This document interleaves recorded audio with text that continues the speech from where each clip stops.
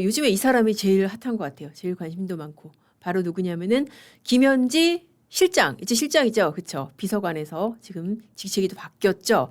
공교롭게도 국감을 앞두고 직책이 바뀐 김현지 제1부속실장 얘기를 한번 준비를 해봤습니다. 국감에 가장 첨예한 이슈가 김현지 실장 출석하냐 안 하냐 이게 돼버렸죠. 원래는 사실 총무비서관이라고 한다면은 운영에 출석 의무가 있습니다. 관례적으로도 출석을 해 왔고요. 그런데 지금 못하겠다고 하면서 아니 왜 총무비서관이 왜 운영이 안 나와?라고 이제 야당 쪽에서 이의 제기를 했죠. 그러니까는 공교롭게도 뭐 이제 무슨 대통령실에서는 업무 조정 차원이라고 하지만은 인사가 나버렸습니다.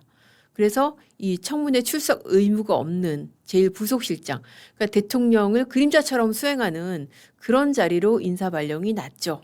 이거는 사실 업무 조정이나 업무 활성화 그렇게 포장하기에는 너무나 사실 공교롭죠. 지금 가장 문제가 되는 게 김현지 실장이 나오냐 안 나오냐 그 부분이었으니까 마침 이게 쟁점이 될 때 청문회 출석 의무가 없는 실장으로 자리 이동을 했다.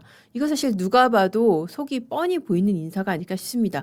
뭐 여기에 대해서 우상호 정무수석이 계속 뭐 언론에 그런 얘기를 하고 있죠. 100% 나온다. 국회가 부르면 100% 나온다라고. 이게 인사가 꼭 그 김현지 안 나오기 위한 그런 인사가 아니다라고 지금 강변을 하고 있는데 단서가 있습니다. 국회가 부르면. 국회가 지금 누굽니까? 지금 다수당이 민주당이잖아요. 절대 다수당이 민주당이니까 국회가 부르겠냐. 그 생각이 아마 머릿속에 있는 게 아닐까 싶습니다.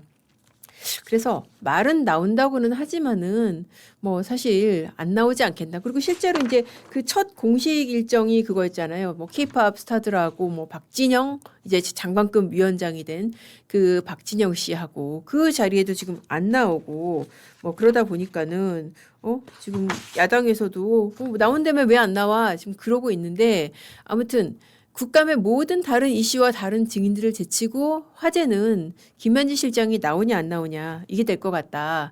지금 그래서 가장 따끈따끈한 인물이 아닐까 싶고요.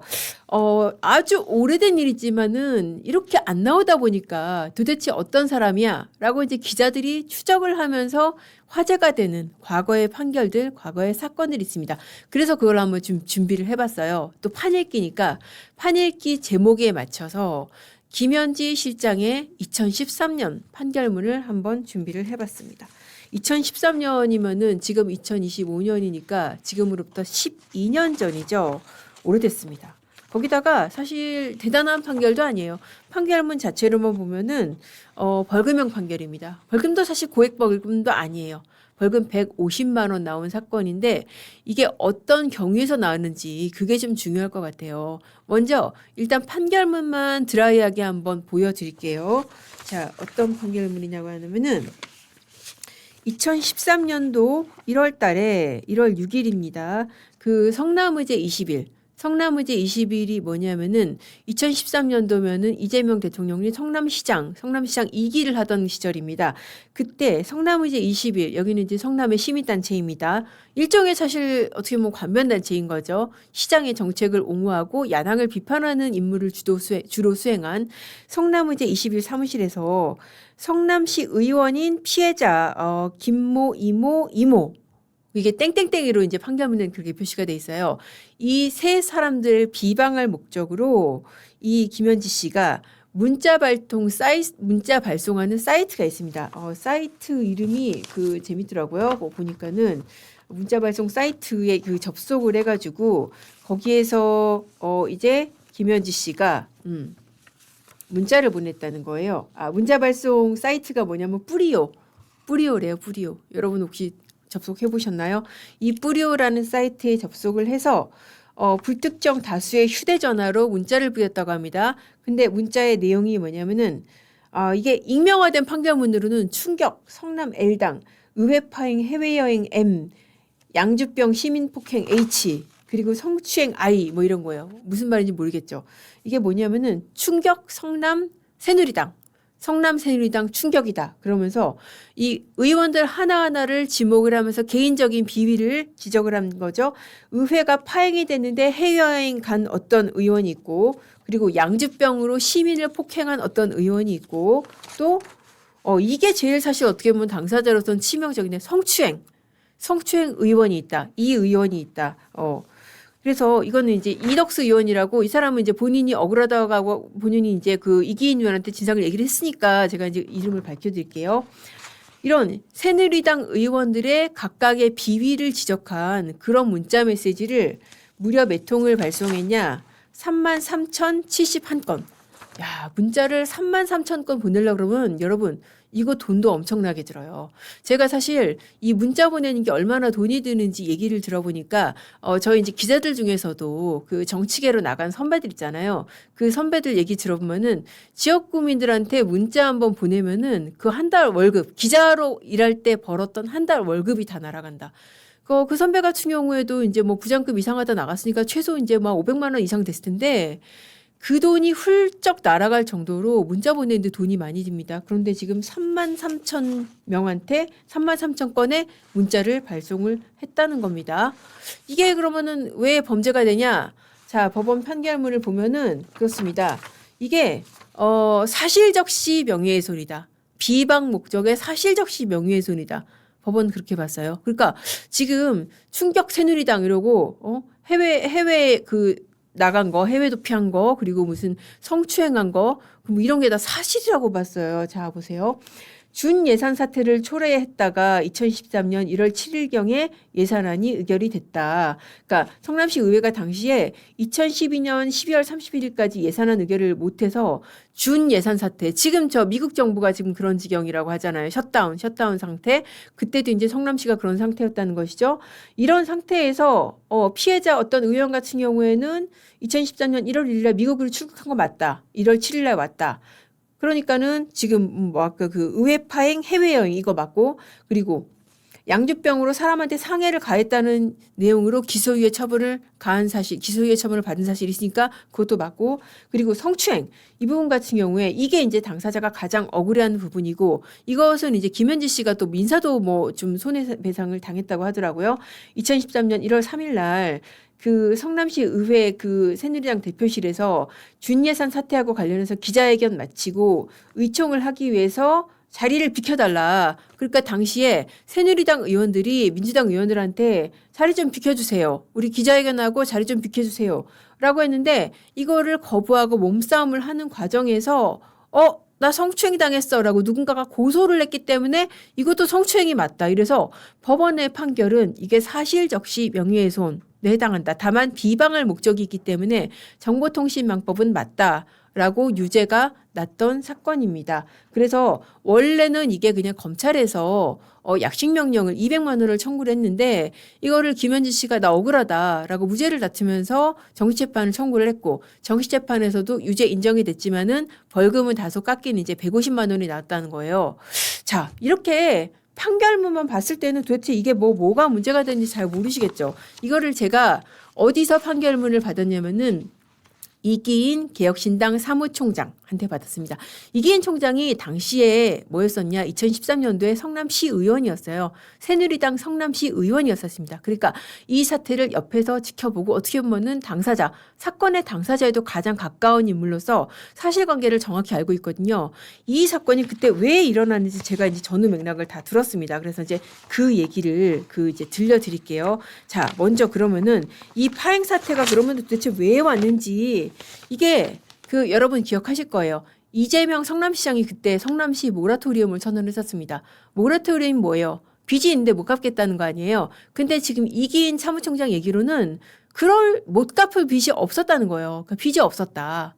이게 뭐냐면은 그때 당시에 그 모라토리움을 선언을 한 게 취임 12일 아니 시장 되고 나서 12일 만에 얼마나 어떻게 재정 파악을 빠르게 해서 이 모라토리움을 선언을 하겠어요. 그거 자체도 말이 안 되는데 더 말이 안 되는 것은 사실 성남시가 그렇게 빚을 진 상태가 아니었다는 거예요. 그러니까 이기인 총장 설명으로는 국토부 공문을 보니까 모라토리움도 가짜였다. 성남시가 갚아야 될 빚이 없었다. 근데 왜 그런 모라토리움이라고 했냐?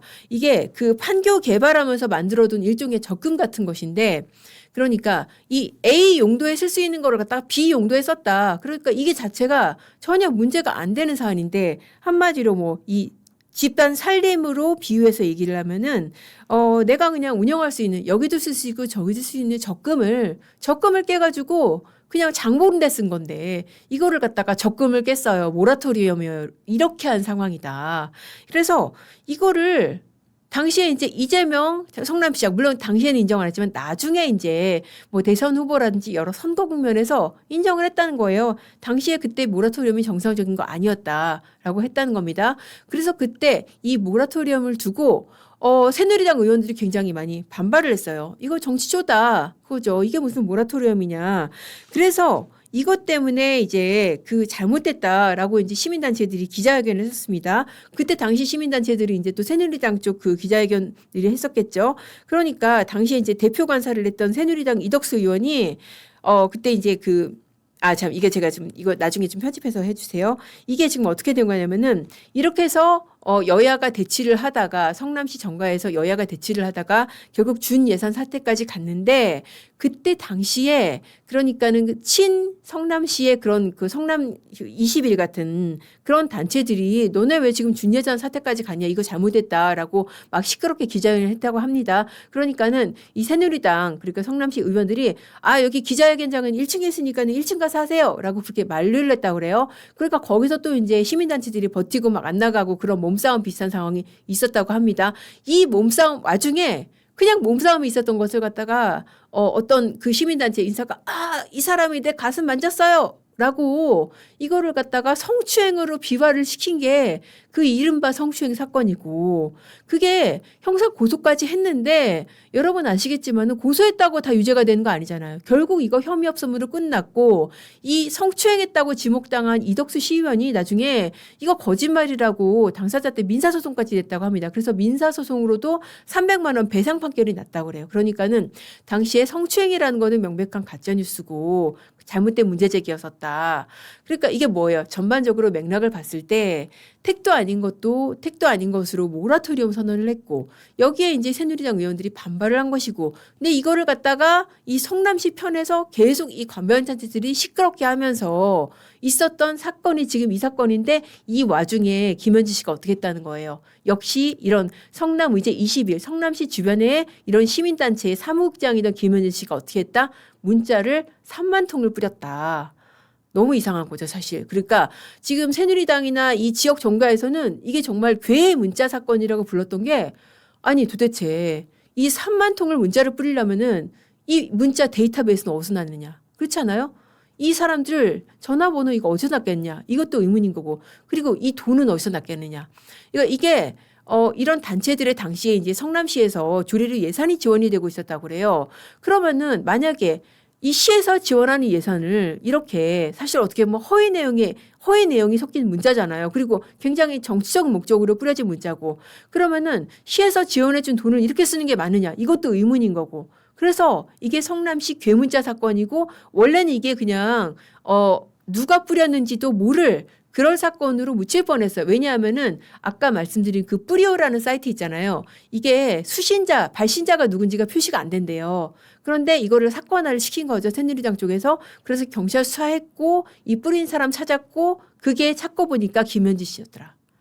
그러니까 그때부터 이제 이 성남 정가에서 굉장히 숨은 실세다. 저 사람 뭔가 중요한 일을 하는 사람이다. 그렇게 주목을 받기 시작했다는 거예요. 그때부터. 그래서 이 사건에서의 메시지는 뭐냐면은 그때부터도 상당히 중요한 역할을 많이 했던 사람이다. 그렇지 않습니까?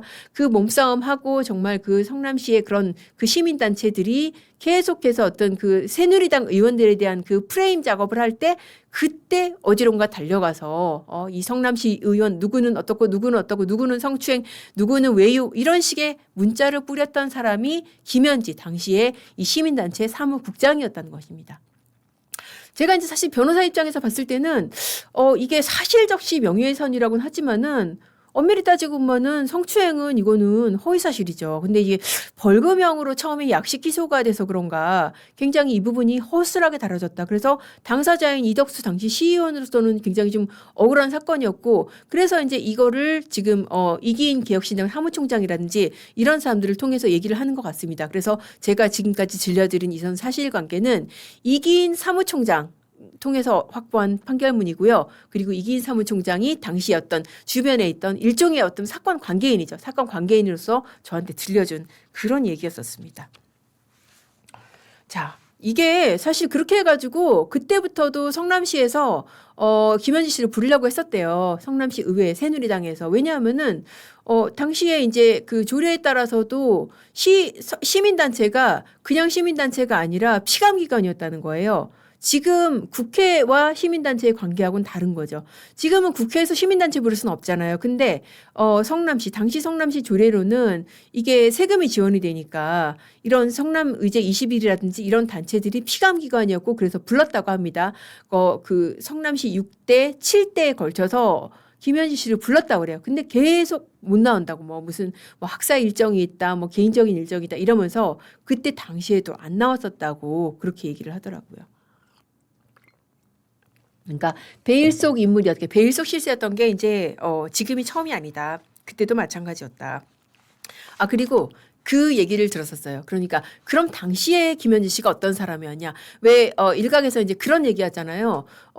김현지 씨가 나오면은 사고치기 때문에 굉장히 다혈질이고 정말 센 사람이어서 나오면 사고치기 때문에 본인이 나오고 싶어 해도 주변에서 말린다.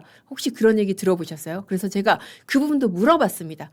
혹시 그때 당시에 이제 김현지 사무국장 이런 사람들 성남시 의원으로서 상대를 해봤는지 어떤 사람인지 한번 물어보니까 직접 그렇게 이제 상대해서 이렇게 대화를 많이 하고 그런 건 아니라고 그래요. 왜냐하면은 불러도 안 나왔으니까. 다만 그때 이제 성남시 그리고 이제 도까지도 계속 이어지잖아요. 그래서 도에 근무했던 사람들 얘기를 그 이기인 사무총장이 이제 간접적으로 듣기로는 군기반장이었다. 군기반장이고 굉장히 무서운 사람이었다고 그래요. 공무원들 기강 잡는 사람. 그래서 별명을 그렇게 별명을 붙였다고 그래요. 그러니까 이기인 총장도 본인이 직접 들은 얘기는 아니고 그때 당시에 경기도청에서 일했던 사람들 얘기로 전원으로 들은 건데 경기도청의 노사연이었다. 노사연이 뭔 얘기냐? 군기반장이었다는 거예요. 그 연예인 노세현 씨, 가수 노세현 씨가 연예계에서는 이제 군기반장으로 통한다고 그러거든요. 대기실 같은 데서 시간을 잘 안 지키거나 이제 선배들한테 인사를 잘 안 하거나 이런 후배들 군기 잡는 군기반장으로 통한다고 하는데 김현지 실장이 그런 존재였다는 거예요. 경기도청에서 공무원들이 굉장히 무서워하는 일종의 군기반장이었다라고 합니다. 그래서 보통은 이제 실세라고 하면은 어떻게든 앞에 가서 좀 알장거리면서 잘 보이고 그러려고 하는데 누구도 그렇게 범접하지 못했다. 무서워서. 그래서 경기도청 노사연으로 통했다고 합니다. 그렇게 해서 김현지 실장에 대한 그런 여러 가지 뒷얘기 그리고 이 판결문의 맥락을 한번 짚어봤고요. 그 사건도 사실 어떻게 보면은 김현지 실장의 일단을 짐작케 하는 사건이라는 생각이 듭니다. TV조선에서 단독 보도를 했었죠. 변호사 시절에 이재명 대통령 변호사 시절에 성공보수를 대신 챙겼다. 그런 얘기 많은 분들이 뉴스 보셨겠지만은 다시 한번 이제 간략하게 말씀을 드리자면은 지금 2003년도에 그 2억 원 빚을 받는 그 소송, 민사소송이 있었는데 이거를 채권자를 대리를 했었다고 그래요. 당시에 이제 이재명 대통령이 변호사로서 근데 성공보수를 안 줬어요. 그러니까 의뢰인 상대로 이 성공보수 지급 청구를 했어요. 성공보수가 민사는 지금도 합법입니다. 그러니까 당연히 당시에도 법적으로 받을 수 있는 돈이에요. 그래서 그거를 성공보수 지급 청구 소송을 냈습니다. 그러면은 그 받았을 거 아니에요. 나중에 이기면은 그걸 받을 채권이 있는 거 아니에요. 근데 이 받을 채권 수임료를 받을 당사자로 본인도 아니고 가족도 아니고 김현지 실장 당시에는 그 성남시제 21 사무국장 그러니까 시민단체 관계자인 김현지 실장을 지목을 했다. 이거 사실 누가 봐도 이상하고 변호사인 제가 보기에도 정말 이상합니다. 사실 이게 성공보수 소송이라는 게 변호사 입장에서 쉽게 하는 게 아니거든요. 변호사가 의뢰인을 상대로 소송을 낸다? 이거 정말 큰맘 먹어야 돼요. 왜냐하면은 변호사들도 사건 수임하고 그런 입장에서 굉장히 의뢰지위거든요. 그런데 의뢰인 상대로 소송한다 그러면은 그 바닥에 소문 다 나가지고 굉장히 좀 껄끄러져요. 다른 사람들과의 관계에서도. 그렇기 때문에 어지간해서는 내기도 힘든 소송이고 정말 돈이 궁하거나 정말 받아야 될 돈인데 안 주고 있어서 의뢰인이 괘씸하거나 그렇지 않으면 안 내는 소송입니다. 그런데 그렇게 힘들게 낸 소송을 그렇게 힘들게 받았을 거 아니에요. 그 돈을 가족도 아니고 심지어 법무법인도 아니고 변호사실 직원도 아닌 김현지 당시 사무국장 시민단체 관계자한테 받게 했다? 이거는 지금 봐도 그렇고 그때 봐도 그렇고 정말 굉장히 긴밀한 관계고 가까운 관계고 어떻게 보면은 재정적인 측면, 돈과 관련된 측면을 긴밀하게 맡아서 처리하는 그런 관계가 아니었나. 그 일단을 짐작케 하는 그런 그 사건이 아닐까 싶습니다. 자, 그리고 또 이제 하도 베일에 가려져 있다 보니까 이 사람이 어느 학교를 나왔는지 뭐 이 사람이 은사인지 아닌지 이거를 두고도 지금 뭐 설왕설래를 하고 국회의원이 문제 제기를 하고 당사자가 또 반발을 하고 그런 일도 있죠. 김장현 의원이 원래 뭐 그 문제 제기했잖아요. 김현지 실장이 신구대를 나왔고 당시에 신구대 교수로서 현재 그 산림청장이 있었고 그래서 그 신구대 시절에 그 사제의 인연으로 지금 그 산림청장을 임명을 했다라는 것인데 거기에 대해서 지금 산림청장이 지금 강력히 반발을 하고 있죠. 사제관계가 전혀 아니었다. 그 김인호 산림청장이 이제 이거는 전혀 아니다라고 그렇게 해명을 하고 반발을 하고 있습니다. 뭐 처음에 이제 그 김 의원이 제보를 받은 내용은 이제 뭐 성남에 있는 신구대 환경조경학과를 졸업을 했고 지난달 산림청장에 임명된 김인호 전 신구대 환경조경학과 교수가 은사라는 것인데 그러면서 뭐 김현지 씨의 입김으로 뭐 이렇게 산림청장까지 된 게 굉장히 세다 그랬는데 전혀 아니다. 명백한 허위다. 산림청 차원에서 보도 자료를 냈습니다. 신구대 환경조경학과 교수인 것은 맞지만 김 청장이 그때 당시에 김현지 실장 가르친 사실이 전혀 없다라는 것이고 지금은 이제 가장 그 최신의 기사로 그럼 뭐가 났냐면은 지금 김현지 실장이 신구대 출신이 아니라 상명대 출신이다. 지금 그렇게 이제 기사가 최근에 났습니다. 그래서 상명대 출신이라는 거를 이제 박원석 전 의원이 이제 밝혔죠. 그래서 이 상명대 출신의 김현지 실장을 자기가 소개했다. 직접 아는 것은 아니지만은 자기가 아는 사람 통해서 그렇게 해서 소개를 해준 그런 관계다라고 했었습니다. 사실 뭐 어떤 대학 출신이고 뭐 어떻게 소개됐다 이게 사실 무슨 얼마나 큰 뉴스겠어요. 근데 이게 이렇게 뉴스가 되는 이유는 그만큼 베일에 가려져 있기 때문에 그게 아니면은 사실 전혀 이렇게 하등의 뉴스가 될 이유가 없는 그런 사안들인데 이렇게 정말 하나하나가 어느 대학을 나왔다가 뉴스가 되고 있다. 그래서 저는 이거는 어떻게 보면은 뭐 이게 저는 이렇게 생각이 들어요. 그러니까 김건희 여사 사건이 커진 거하고 이거는 비슷한 맥락이다. 이거는 계속 민주당 쪽에서 일을 키우는 거다. 사실 김건희 여사 같은 경우에도 그렇잖아요. 그러니까 처음에 이제 그런 주가 조작 논란 불거지고 디올백 사건 벌어졌을 때 그때만 해도 본인이 나와서 죄송합니다. 제가 생각이 짧았습니다. 라고 하면은 지금 이렇게 특검이 정말 대대적으로 판이 벌어지고 16개 범죄 혐의에 대해서 뭐 대대적으로 수사를 하고 이런 일이 저는 없었을 거라고 생각을 합니다. 그렇게 하려고 해도 김이 다 빠지는 건데 결국은 본인이 저렇게 뭐 계속 이렇게 뒤에 숨어 있고 윤 대통령 버티고 그러다가 지금 이렇게 이 사달이 난 게 아닌가 싶은데 김현지 실장 같은 경우에도 국면이 저는 비슷한 국면이 좀 벌어지고 있다고 생각을 합니다. 사실은 알고 보면은 김현지 실장이 그렇게 실세가 아닐 수도 있다. 모든 정책 결정이나 모든 인사가 이 사람을 통하고 그런 게 아닐 수도 있는데 계속 이렇게 아니 그냥 반나절만 나와서 그냥 내내 하면 죄송합니다 말 못합니다 하면 되는 그런 자리에도 안 나오고 하다 보니까 점점 이게 실체가 과장되고 점점 확대가 되고 커지는 그런 측면이 있지 않을까. 그래서 어떻게 보면은 이재명 대통령이 김현지 실장을 아끼는 가장 큰 이유 중에 하나가 자기 정치를 안 하기 때문에 전면에 안 나서기 때문에라고 그렇게 알려져 있잖아요. 그런데 지금 국면은 이렇게 안 나서는 게 더 지금 전국에 부담이 되고 있다.